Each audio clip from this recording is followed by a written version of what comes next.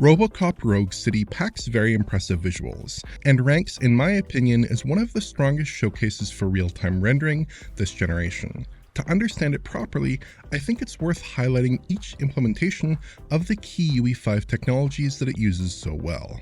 Lumen Global Illumination is used in RoboCop in place of the typical pre-computed GI solution, as a way to process indirect lighting in real time. Essentially, the software Lumen tech used here traces lighting against a very simplified version of the world, using signed distance fields in addition to tracing in screen space, in order to draw accurate indirect lighting and also reflections with relatively low cost. The results are excellent. RoboCop has very consistent and accurate indirect lighting, much more so than most games that rely on pre-computed GI. The subtle way that light bounces through an environment, with light blocked in proportion to the occluding geometry and lighting direction, is modeled beautifully. You don't see many inconsistencies in the lighting, clear giveaways that you're looking at a real-time video game. Instead, the lighting has more of a CG-like quality, like you'd see in an animated film. This is especially noticeable in scenes with less texture detail, like these gray box-style interior environments, where most of the color differentiation in the scene is coming from its indirect lighting characteristics. Some of these shots are quite beautiful, I think, and you never get the kind of glowy look often associated with lower quality lighting in older titles. That's not to say that there aren't compromises. Lumen is clearly tracing GI at a low fraction of the overall rendering resolution, likely 1/16 rays per pixel here, and is tracing against a very simplified representation of the world. So indirect lighting detail can have a slightly coarse quality to it at times, and can look a bit over-darkened. Lumen noise can have a rough, splotchy quality and is visible in certain spots, just like we saw with the software Lumen in Fortnite last year. It's most visible in scenes that don't have very much direct lighting, and tends to be particularly obvious when the lighting is coming from a smaller light source. The flashlight used by the car mechanic here is a particularly good example. Notice how the reflected light on the ground and walls has a very rough appearance, especially as it comes into view and moves around.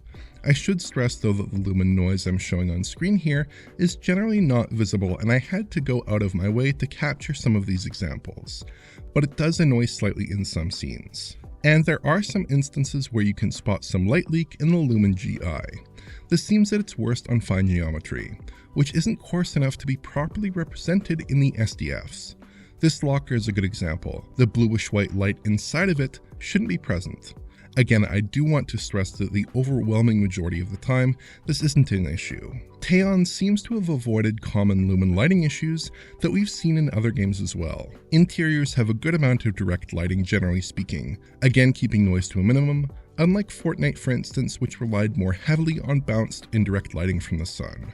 And there isn't a Lords of the Fallen style over-reliance on invisible area lights in RoboCop either. This is a properly crafted implementation of perhaps the most striking tech in the UE5 toolkit, made with care and attention and with only relatively minor issues. Lumen reflections are also present here, again in their software traced guise. Reflections on semi-gloss to glossy materials are handled using this technique, with very good results. Screen space information is used to add reflections detail back when available, but the software traced fallback is perspective correct and highly detailed, at least relative to what we'd see from typical solutions like static cube maps. That said, if you do look closely, lumen reflections aren't perfect. Geometry has a crudely averaged appearance in the signed distance fields used for tracing, so if you look closely in a glossy reflection, the details can look a bit off. Skinned meshes, like the pedestrians here, are only represented in screen space, and don't appear in the reflections if we tilt the camera down.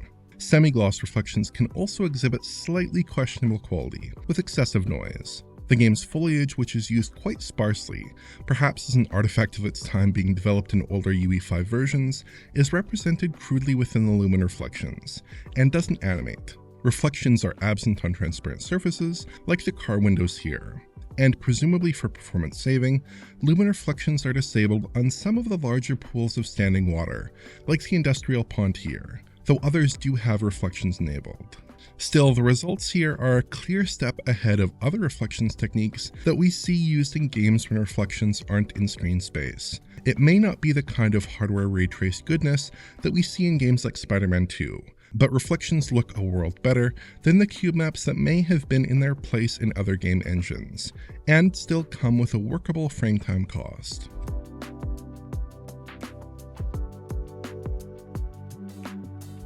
RoboCop also makes use of virtual shadow maps, which is a huge win for the game's graphics. Essentially, shadows are drawn using an ultra-high-res virtual shadow map, replacing cruder cascaded shadow map techniques that we see in other games. As a result, we see extremely accurate shadows that capture very fine details within the game nearly perfectly.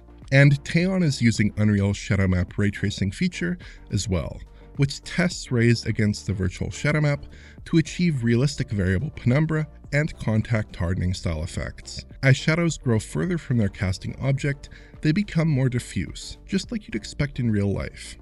The results here are often beautiful. Just look at the rocks here and their CG-like sharp shadow detail. There's no screen space trickery here. This is all represented with a shadow map, or the incredible variable penumbra on the wire here, showcasing super fine detail up close with realistic diffusion at a distance. A couple of times I did notice shadows that seemed unnaturally sharp, possibly a side effect of setting the source radius or source angle values for light in UE5 too low, but in general the results looked terrific. Once or twice there was aliasing visible in the shadows, which usually only occurred with extreme shadow angles, which is the only real in-game reminder that you're technically still looking at a shadow map technique, and not something like fully ray-traced shadows.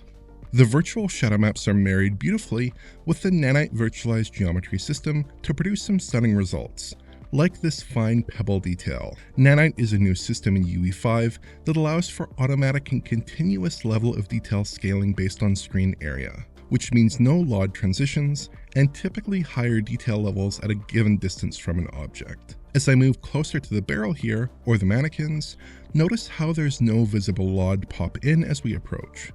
Generally speaking, model quality is very high in RoboCop, with objects appearing with good quality even up close. Some of the environments showcase Nanite's advantages very effectively, while the interiors can look a little bit flat at times in comparison.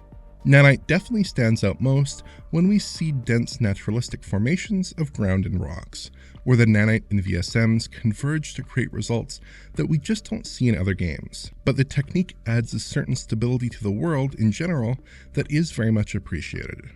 These new UE5 techniques address long-standing issues in real-time rendering, especially with respect to lighting, and bear huge dividends in RoboCop. Teon has delivered a very impressive UE5 effort here, a game built on Unreal Engine 5 that makes use of its key features, and seems to use them correctly and while sticking to good practices. That may not sound too impressive, but given the complexity of some of these techniques, and the relatively short time frame they've had to deliver a final game using UE5 tech, it's quite an achievement.